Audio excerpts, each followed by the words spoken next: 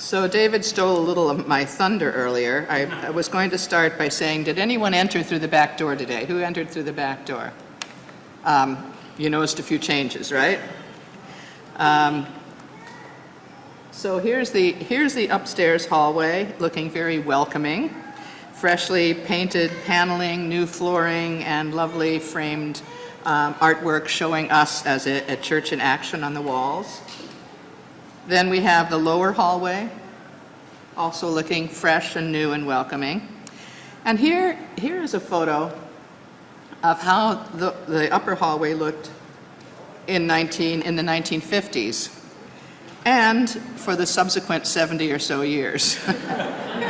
Basically until last year when we painted the paneling, and now we have kind of completed the process.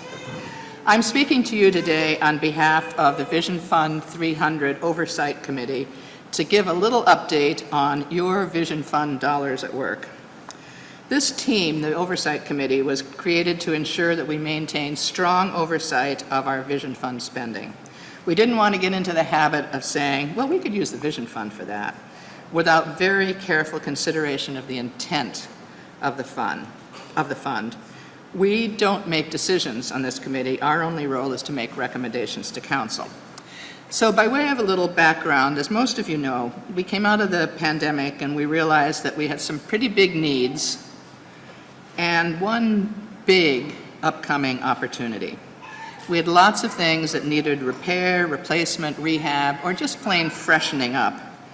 But these things all needed to be paid for. We're blessed to have a good, solid, healthy endowment fund, but spending that down financially to pay for everything would be, to say the least, financially imprudent, because we use that endowment fund, that investment fund, to help underwrite our operating budget every year, as do most churches. The big opportunity that we had is that we have a big birthday coming up. In 2027, we will be 300 years old as a church, and now that's just 2 years away. We have a bold vision of being a church for the future, and we wanted to have the church looking its best as we kick off our second 300 years. We wanted to look like the active and engaged Christian community that we are, and not like a tired old institution. So our 300th birthday was a rallying point, a great rallying point for moving boldly into the future.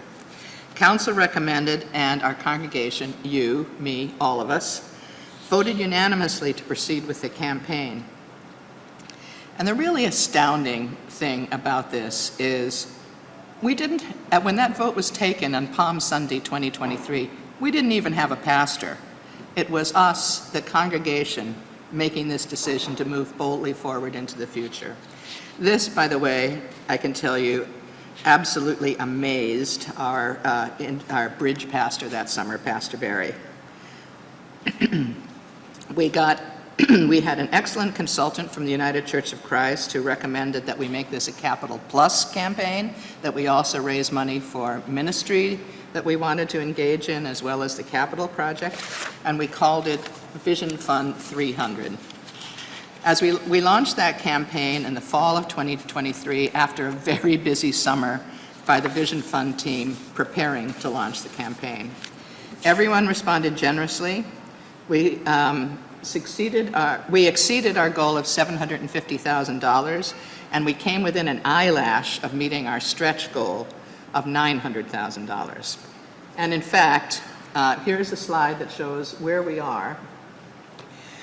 We are in the second year of a 3-year giving program for Vision Fund 300, and we've already received about 82% of the commitments that we all made.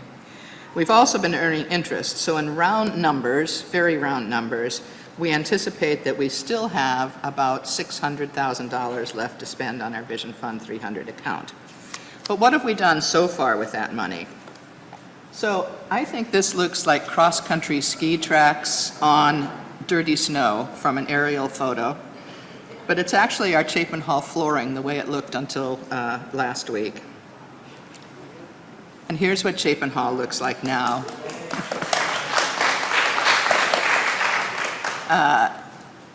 hats off to facilities and John Bowers in particular for honchoing this project through. This is flooring that's expected to last a very long time. We also have another recent project, the one project that'll actually pay for itself. Solar panels installed. We're still waiting for them to be connected by the utility, but this will be a great boon for us. We have a new sign on the exterior, and actually also in the hallways, a lot of new signs for visitors to where to go to get to, wayfinding inside the church. And then we have the chapel has an updated look, carpeting and paint. We converted the old parlor into a wellness retreat, which was a lovely, lovely change. And I don't have a picture of this, but we, at the very, very early, we prepared the third floor, the top floor for rental office space, including a new bathroom. And that rental office space and our tenant have been a great blessing to us financially, a great blessing. So what will we do in the future? We still have a list of many projects, but as we made it clear in the beginning, this list will continue to evolve depending on our needs and our wants as we move forward. I want to transition now very briefly to a brief update on the sanctuary project. First of all, the sanctuary team was really gratified at the turnout and the response of those who attended the congregational meeting when the architect made his presentation, and also with the many comments we have received subsequent to that.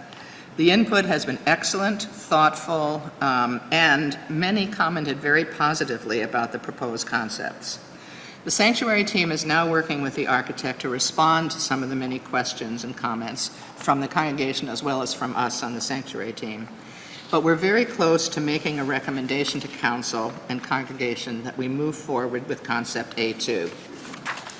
I'm not going to get into too many details this morning, but A2 consists of the following: removing the first row of pews all the way across, repurposing the pulpit from up high and far away from the congregation to down closer to the congregation and lower so that the pastor is with us. Construction of risers for the choir across the front and for other purposes. I love the idea of the children sitting on the risers so we can actually see them during the children's lesson each week. A ramp over here to the first level of risers to enable accessibility, greater accessibility. More floor space for the pulpit, the communion table, and the piano. Option A2 that we are thinking we're going to be recommending to council and congregation does not have that extended stage in the front.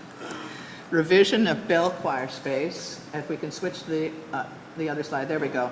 Revision of the bell choir space to allow for more ringers and also to provide some storage and a small wall to separate the bells from the sanctuary on that little piece of aisle. 2 monitors, instead of a monitor on this beautiful paneling, 2 monitors above the doors and much better lighting at the front of the church, which if you're in choir, you know is a real problem. Right now, again, we're working with the architect, and we have had a joint meeting already with our facilities minister to get a good handle on how to integrate the various other projects in the sanctuary that we had talked about in Vision Fund, like painting and new carpeting.